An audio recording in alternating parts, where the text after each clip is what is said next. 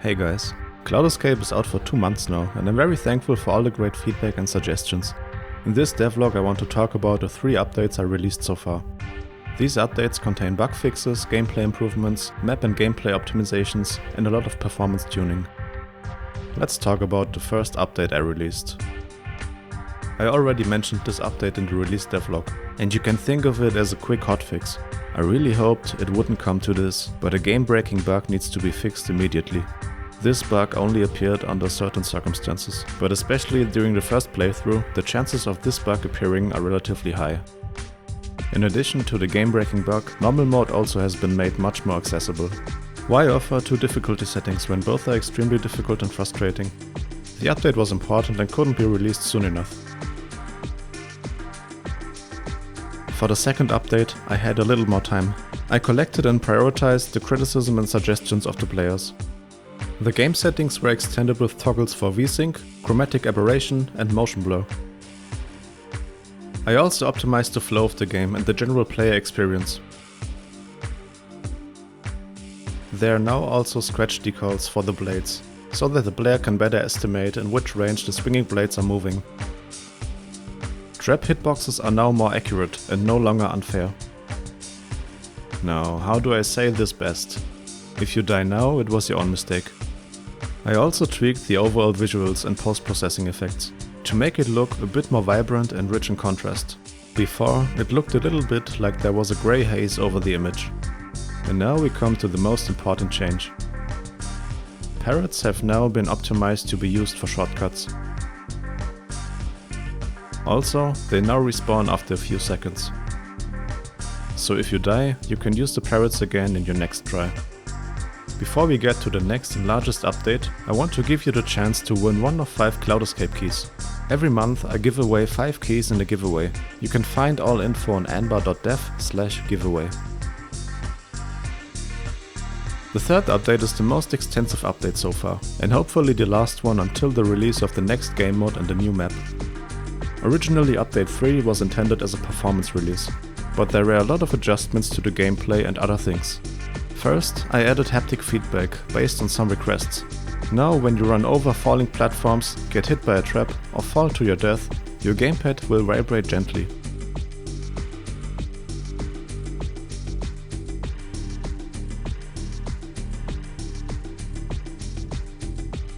The main menu now offers another item called stats. Here you can see your game stats so far.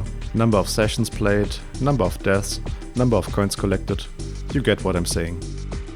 The UI now also has a frosted glass effect. Everything behind the UI panels is now slightly blurred. I think this makes the UI look a bit more modern. In the game itself you can now skip the intro sequence using the jump button. Roofs now have better colliders, on which you can't slip so easily anymore. For all characters I added a foot IK component. This allows the correct placement of the feet, as you can see.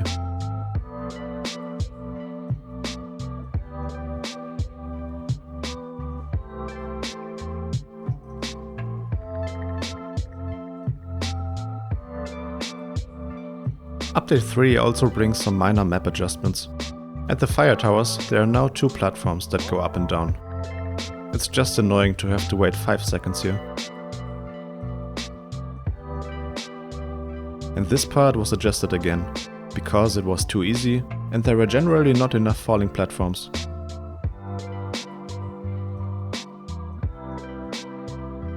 In the pirate area there's another small adjustment, because this part was generally a bit too boring and too easy. As a final gameplay issue, there is now a much improved camera control. I already made adjustments in the second update, but there are still problems in areas where the camera should be close to the player and not jumping around.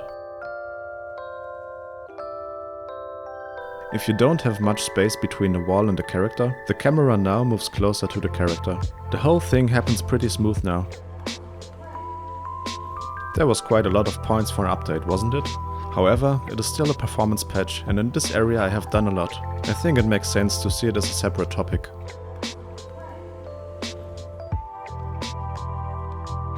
To improve the performance of the game, I primarily adjusted 4 aspects. I adjusted some scripts, which executed certain operations in every frame, even though this was not necessary. These operations are now executed on demand or in longer intervals. The camera distance was set to 5000 units by default. The largest cross-section of the map is about 750 units, but you will never be able to see 750 units. For the worst case, I calculate with 350 units. So I reduced the view distance from 5000 to 350 units. That is a reduction of 93%. You're probably thinking, non-visible areas are not rendered anyway. I agree with you, but unfortunately I was too naive and didn't activate occlusion culling, which brings us to the next point. After I found out that Cloud Escape didn't use occlusion culling so far, I read up and created several occlusion areas first. Occlusion areas are placed in such a way that areas that the player can't see at the moment can be easily hidden. A closed room is a typical example of an occlusion area. My game has many high cliffs, which help me a lot to recognize and place occlusion areas. After defining the occlusion areas, I have to bake an occlusion map and suddenly the whole thing works. As you can see, static objects that the player can't see at the moment are hidden and not rendered.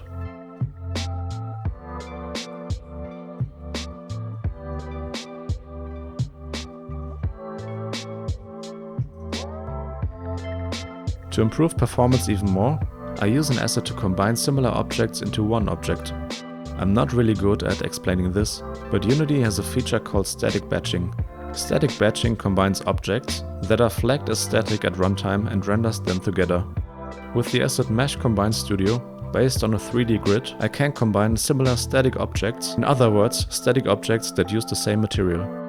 Combine implies that, for example, 5 similar game objects in my hierarchy become one game object. This means I also have only one mesh renderer component, and the total number of batches decreases, because there are already less objects in total.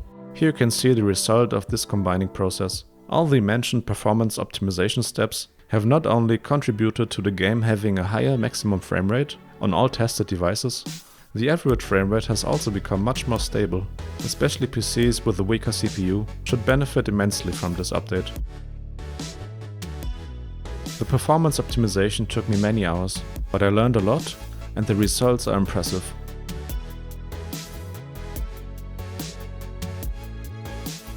Before I end the video, I'd like to give a quick preview of the current state of development of the new game mode and new map.